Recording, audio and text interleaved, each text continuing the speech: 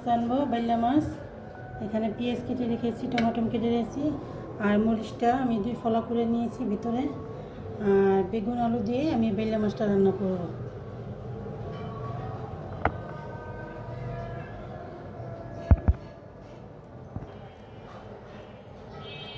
বিসমিল্লাহির রহমানির রহিম।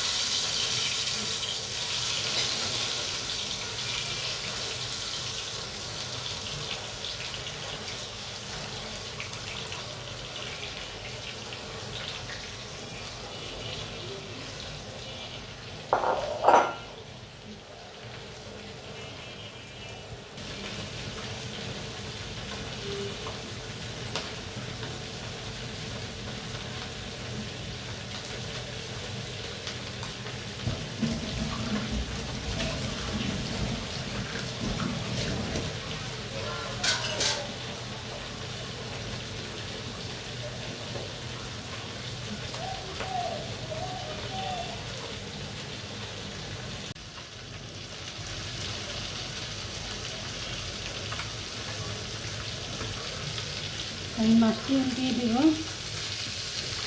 মাছটি এনে হালকা ভাজা দেব। বাইলা মাছ এমনিতেই অনেক নরম থাকে।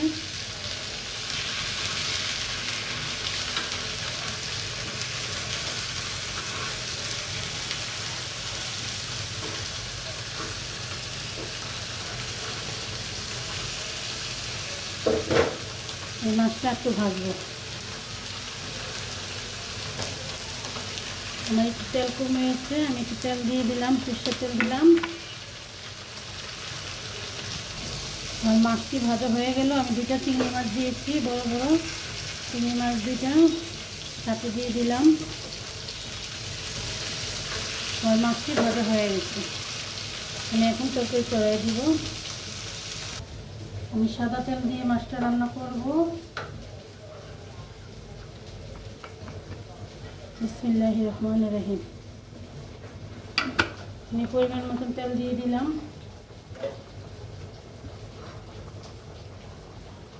এখন কেটে রেখেছি পেস্ট দিয়ে দেব।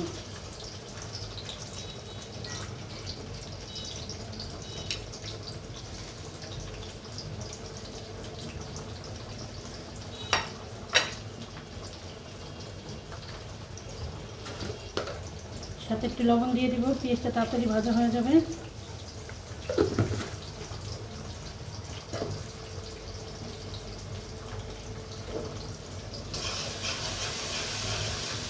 পেঁয়াজটি লাল করে নিই।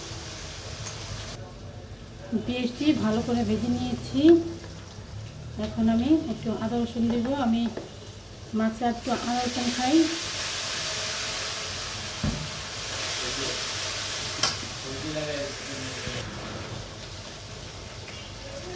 আমি আধা চামচ মরিচ দেব। হলুদের ফাঁকি দিয়েছি আধা চামচ।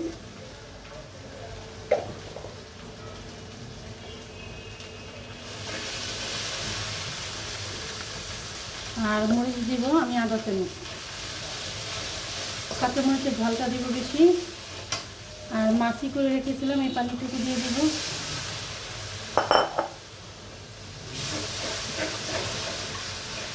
মশলাটা কষিয়ে নিই। আমি মশলাটা কষিয়ে ফেলছি, এখন আমি দিয়ে দেব। বিসমিল্লাহ। বেগুন আর আলু দিয়ে, বেগুনের ছিকলাটা আমি ফেলে দিচ্ছি।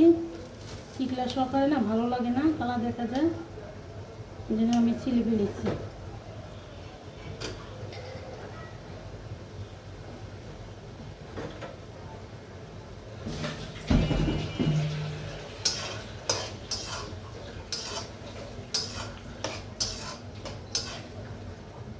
আমি এটি দিয়ে কষিয়ে নিই, তারপর আসবো।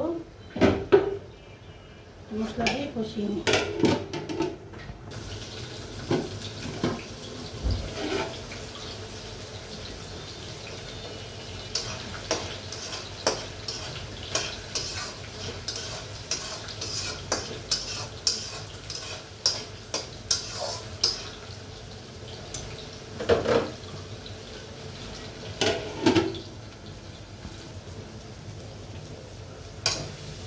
আমার আমার তরকারিটা কষানো হয়ে গেছে। একটু সময় নিয়ে তরকারিটা কষালে তরকারিটা ভালো হয় আর ওই তরকারিটা খেতেও ভালো লাগে। এই পর্যায়ে দিয়ে দিব আমি একটা টমেটো।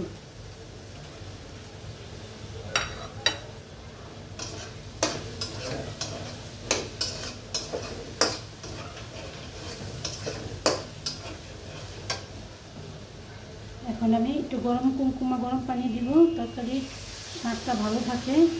আমি সবসময় বলি আপনাদের।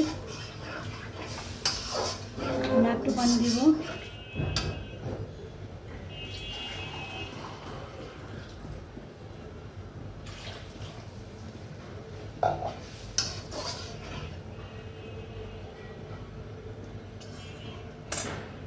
বলক আসুক।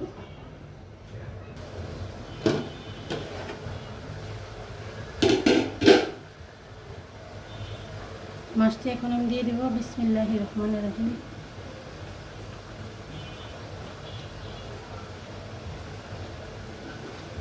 মাছটি আমি সুন্দর করে বিছিয়ে দেব।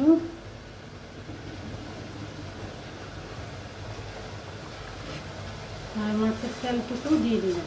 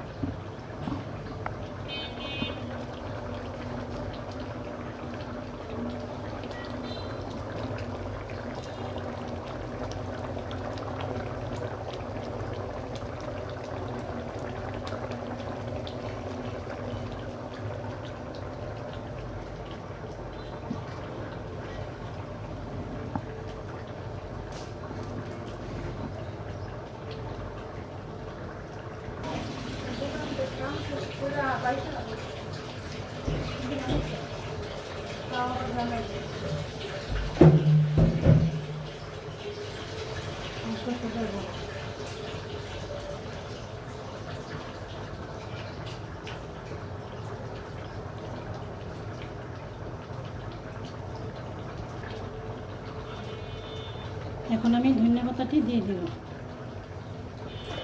ধনিয়া পাতা অপশনাল, কেউ খালি দিবেন, আমি খাবো তাই দিব।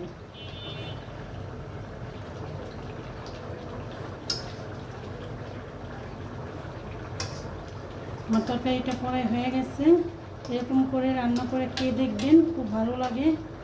আর বাইলা মাছটা এমনিতেও ভালো লাগে, বেগুন আলু আরও বেশি ভালো লাগে।